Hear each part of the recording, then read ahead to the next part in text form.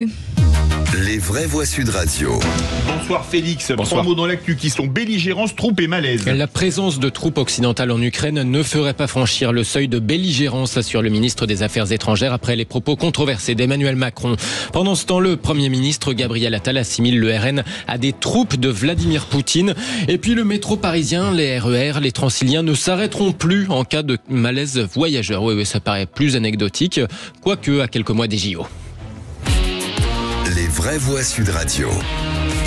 Certains y voient une diversion face à la controverse. L'Elysée annonce aujourd'hui un débat à venir. C'est un vote au Parlement sur l'accord de sécurité bilatéral conclu avec l'Ukraine il y a une dizaine de jours. En tout cas, les propos tenus par Emmanuel Macron hier soir provoquent un tombereau de réactions. L'envoi de troupes occidentales en Ukraine ne serait pas à exclure à l'avenir. Des propos irresponsables, déclarations terrifiantes, de la folie, s'exclament les oppositions de gauche à droite, à l'image ici de Marine Le Pen. En affirmant que l'envoi de troupes au sol n'était pas exclu, Emmanuel Macron a franchi une étape supplémentaire vers la co-belligérance, faisant planer un risque existentiel sur 70 millions de Français, et plus particulièrement sur nos forces armées déjà déployées à l'est de l'Europe. Les réactions internationales qui se multiplient démontrent que cette inquiétude se diffuse en Europe et dans le monde entier. Même les partenaires européens prennent prudemment leur distance avec les propos présidentiels. Interrogé tout à l'heure à l'Assemblée, le ministre des Affaires étrangères, Stéphane Séjourné, a donc tenté une clarification. Nous devons envisager de nouvelles actions de soutien à l'Ukraine. Celles-ci doivent répondre à des besoins très précis. Je pense notamment au déminage, au cyber, à la production d'armes sur place, sur le territoire ukrainien. Certaines de ces actions pourraient nécessiter une présence sur le territoire ukrainien sans franchir le seuil de belligérance. Rien ne doit être exclu. C'était et c'est toujours la position aujourd'hui du président de la République.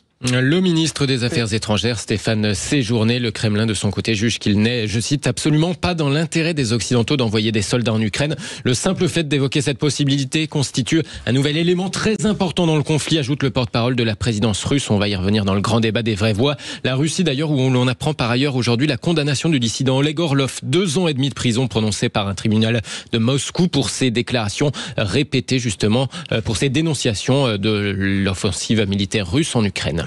Rien, je notais la liaison Malta à propos de Stéphane Séjourné. Moi, je suis très gêné par la difficulté de débit du ministre des Affaires étrangères. Ça pose un vrai souci. Rien ne doit être laissé au hasard. J'entends sa dyslexie, mais c'est quand même un problème. Je l'ai regardé cet après-midi. Je me suis dit, par rapport à la situation, ça va pas, en fait. Et par ailleurs, là où je le rejoins, et là je comprends le malaise de l'Élysée, pas une seule fois, il prononce le mot troupe au sol. On voit bien qu'il y a une forme de rétropédalage parce que tous les alliés européens sont en train de le lâcher. En fait. On en parlera dans notre grand débat. Merci beaucoup Félix Mathieu. En tout cas, cette actualité est à l'occasion d'une attaque cinglante de Gabriel Attal contre le Rassemblement national à l'Assemblée.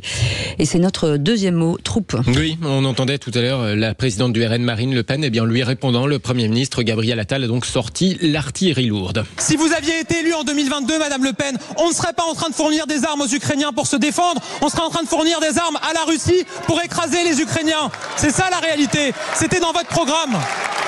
Vous m'interrogez sur une hypothèse de soldats français ou européens sur le sol ukrainien.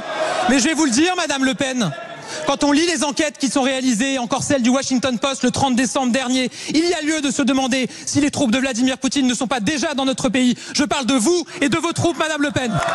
Gabriel Attal tout à l'heure à l'Assemblée nationale. Oh là là.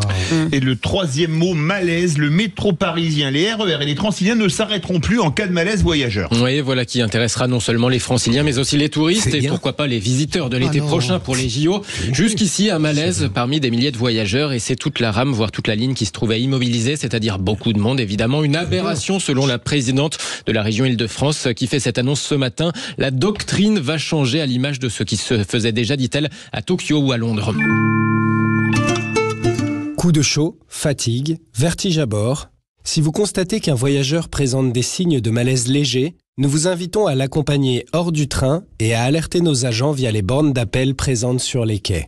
Alors cette annonce, elle était d'ailleurs en vigueur déjà depuis quelques mois dans les transports franciliens. C'est la consigne officielle désormais en cas de malheur, en cas de malaise voyageur et de malheur aussi. En cas de malaise, on l'évacue sur le quai le voyageur et on laisse la rame repartir. Ouais, dis donc. Ça doit les encombrer un peu tout ça, C'est quelques mois plus des JO. logique, bien sûr, on le sort. Moi, je trouve pas ça logique. Hein. Enfin, honnêtement, si, en cas de crise cardiaque, c'est complètement. Mais vous êtes cinglés, en fait. Hein. Mais vous vous rendez compte? Attendez, François, mais il s'agit pas on a quelqu'un qui a un malaise. On le garde dans le wagon.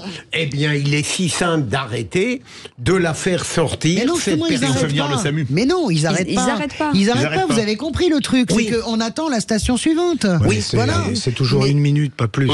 Ça dépend, 1 minute, 1 minute 30. Dans le RER, c'est plus long, mais dans le métro, c'est rapide. Même le RER, ça va très vite. C'est tout de même plus cohérent. Moi, je trouve ça vraiment. Mais alors, les conducteurs qu'on a pu joindre tout à l'heure s'inquiétaient, eux, du fait de devoir sortir eux-mêmes les voyageurs. Ils disaient, attention, c'est pas notre métier non plus. Donc, ils s'inquiètent un peu pour ça. Tout ce qui peut arriver, en réalité, quelqu'un qui a une attaque cardiaque, honnêtement, 1 minute, c'est une question de vie ou de mort. Moi, je trouve ça dingue, en fait. L'humain avant tout. Mais tout ça parce qu'on n'est pas prêt uniquement avec nos transports. Mais c'est incroyable quand même. Incroyable. Allez, bon, allez les amis.